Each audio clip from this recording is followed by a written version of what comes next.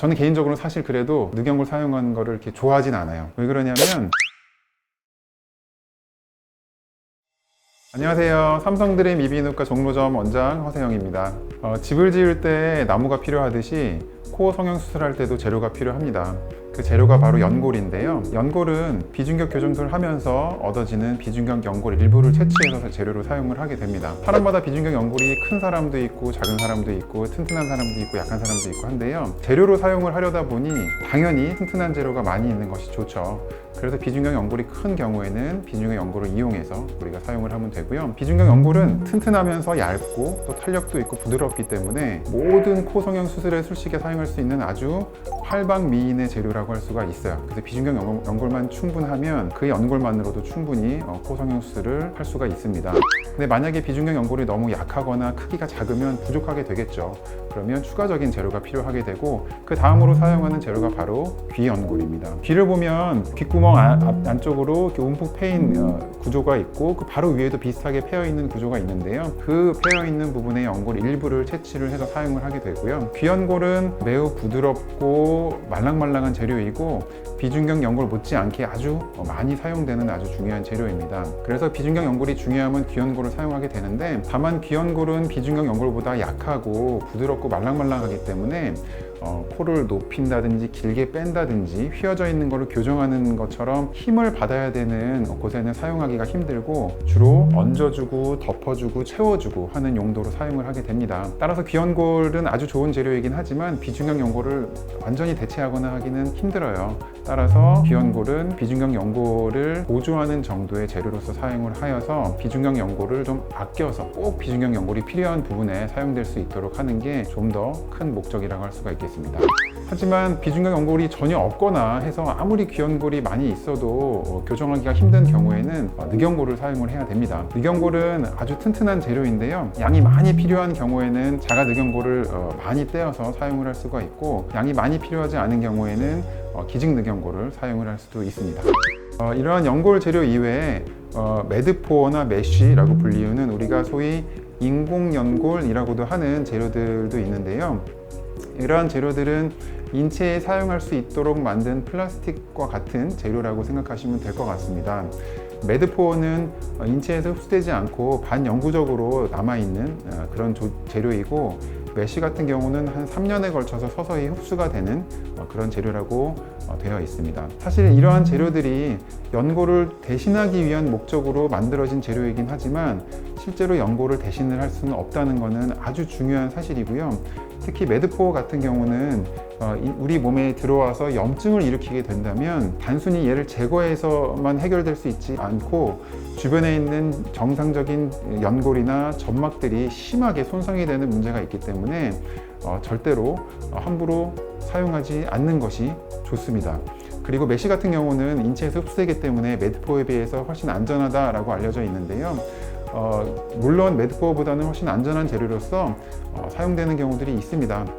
하지만 아무리 그래도 연골을 완전히 대체할 수 있는, 대신할 수 있는 재료는 아니기 때문에 반드시 단독으로 연골 대신 사용하는 것은 피해야 하고요.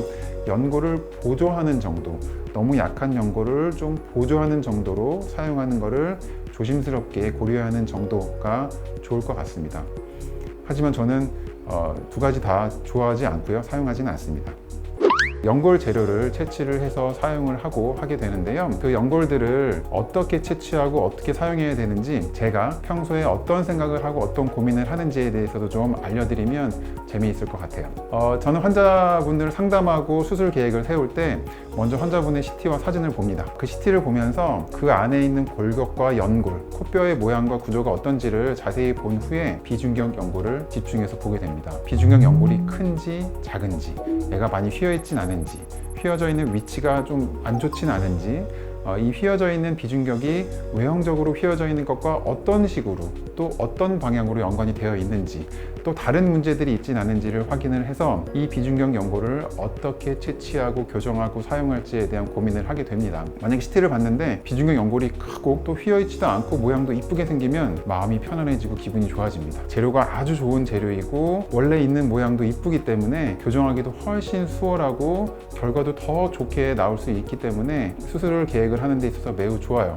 근데 만약에 비중격 연골이 너무 작거나 작은 데다가 너무 많이 휘어져 있고, 혹은 이전에 비중격 수술을 해서 안에 있는 비중격이 되게 좀 안 좋아 보이고 약해 보이고 비중격도 별로 없을 것 같고 한 경우에는 마음이 답답해집니다. 이거를 어떻게 채취해서 사용할 수 있을지, 얘네들을 교정을 하려면 비중격 연골이 필요한데 이거 가지고 교정을 할 수 있을지에 대한 고민을 하게 되죠. 그 다음으로 하는 고민은 이거 가지고 안 될 것 같으니까 귀연골을 채취를 해야겠다 라는 고민을 시작을 합니다. 그러면 또다시 고민을 해요. 귀연골을 한쪽만 채취하면 될지, 양쪽을 다 해야 될지, 과연 또 귀연골만으로 될지에 대한 고민을 하게 되죠. 그런데 첫 번째 수술의 경우에는 이 정도면 웬만해서는 연골 재료가 부족하지 않습니다. 대부분의 경우에는 이 정도의 고민이면 수술의 재료를 준비하는 데 있어서 충분한 준비를 할 수가 있습니다. 근데 만약에 첫 수술이 아니고 여러 번 재수술을 했던 분이거나 아니면 이전에 비중격 교정술을 여러 번 해서 더 이상 쓸 수 있는 비중격이 하나도 없거나 이런 경우 같으면 그때부터